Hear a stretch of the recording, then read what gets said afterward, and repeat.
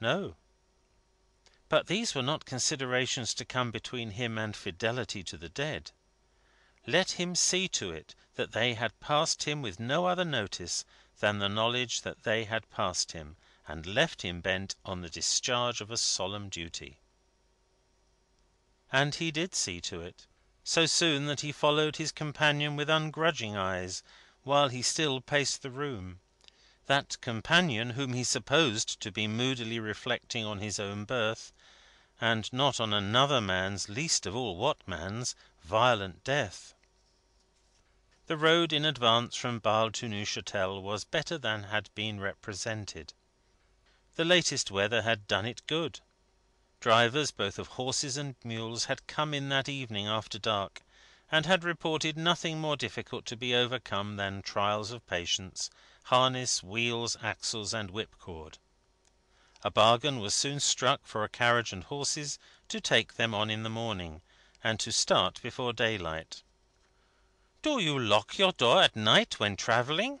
asked Obenreizer, standing warming his hands by the wood fire in Vendale's chamber before going into his own. "Not I. I sleep too soundly."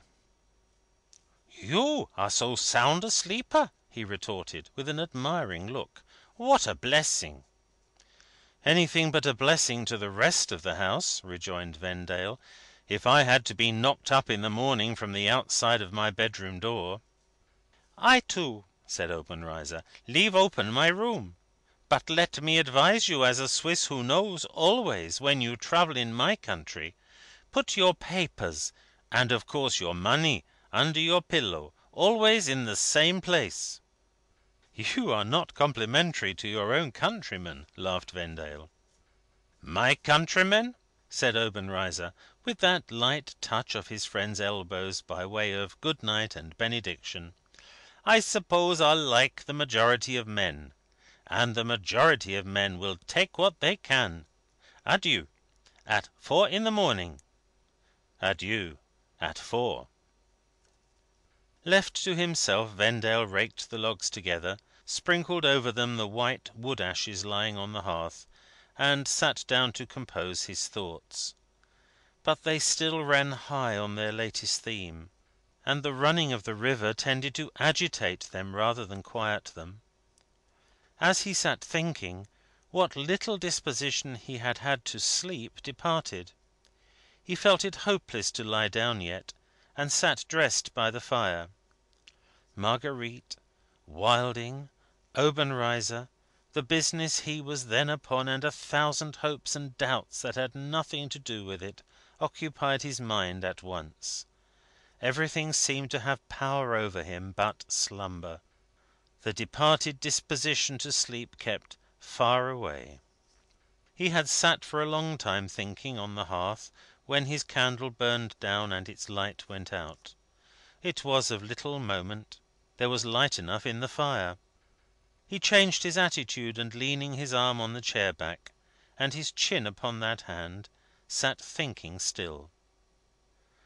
But he sat between the fire and the bed, and as the fire flickered in the play of air from the fast flowing river, his enlarged shadow fluttered on the white wall by the bedside. His attitude gave it an air, half of mourning and half of bending over the bed imploring.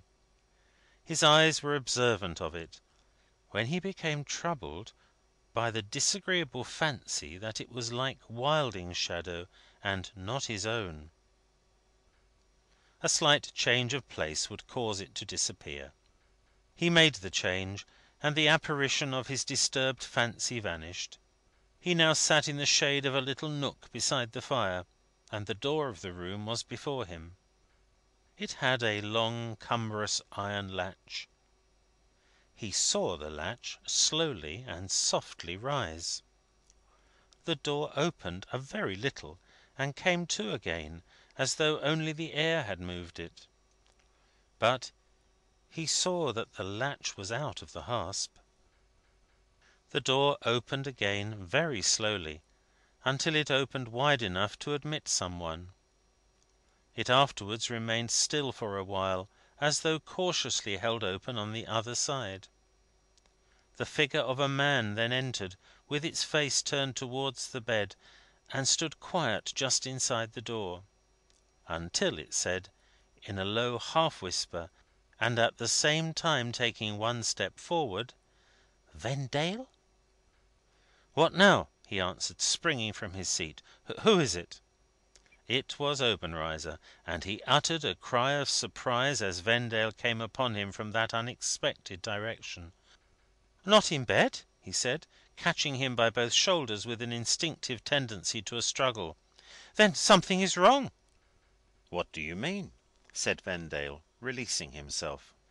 "First tell me, are you not ill?" "Ill? No."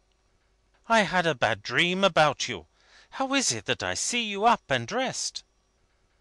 "My good fellow, I may as well ask how it is that I see you up and dressed." "I have told you why. I had a bad dream about you. I tried to rest afterwards, but it was impossible. I could not make up my mind to stay where I was without knowing you were safe; and yet I could not make up my mind to come in here. I have been minutes hesitating at the door. It is so easy to laugh at a dream that you have not dreamed. Where is your candle?" "Burnt out." "I have a whole one in my room. Shall I fetch it?" "Do so." His room was very near, and he was absent for but a few seconds. Coming back with the candle in his hand, he kneeled down on the hearth and lighted it. As he blew with his breath a charred billet into flame for the purpose, Vendale, looking down at him, saw that his lips were white, and not easy of control. "Yes," said Obenreizer, setting the lighted candle on the table, "it was a bad dream. Only look at me." His feet were bare, his red flannel shirt was thrown back at the throat, and its sleeves were rolled above the elbows. His only other garment, a pair of under pantaloons or drawers, reaching to the ankles, fitted him close and tight. A certain lithe and savage appearance was on his figure, and his eyes were very bright.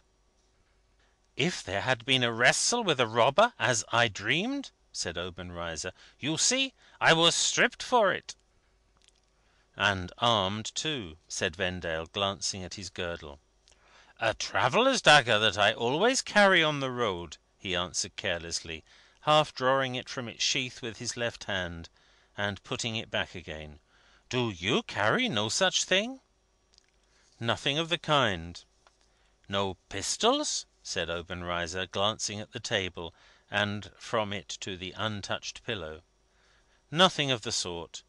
"You Englishmen are so confident. You wish to sleep?" "I have wished to sleep this long time, but I can't do it." "I neither, after the bad dream. My fire has gone the way of your candle. May I come and sit by yours? 2 o'clock. It will soon be 4, that it is not worth the trouble to go to bed again." "I shall not take the trouble to go to bed at all now," said Vendale. "Sit here and keep me company, and welcome." Going back to his room to arrange his dress, Obenreizer soon returned in a loose cloak and slippers, and they sat down on opposite sides of the hearth. In the interval, Vendale had replenished the fire from the wood basket in his room, and Obenreizer had put upon the table a flask and cup from his. "Common cabaret brandy, I'm afraid," he said, pouring out. "Bought upon the road, and not like yours from Cripple Corner. But yours is exhausted, so much the worse. A cold night, a cold time of night, a cold country, and a cold house. This may be better than nothing. Try it." Vendale took the cup, and did so. "How did you find it?" "It has a coarse after flavour," said Vendale, giving back the cup with a slight shudder, "and I don't like it." "You are right," said Obenreizer, tasting and smacking his lips. "It has a coarse after flavour, and I don't like it. Boh! It burns, though." He had flung what remained in the cup upon the fire. Each of them leaned an elbow on the table, reclined his head upon his hand, and sat looking at the flaring logs.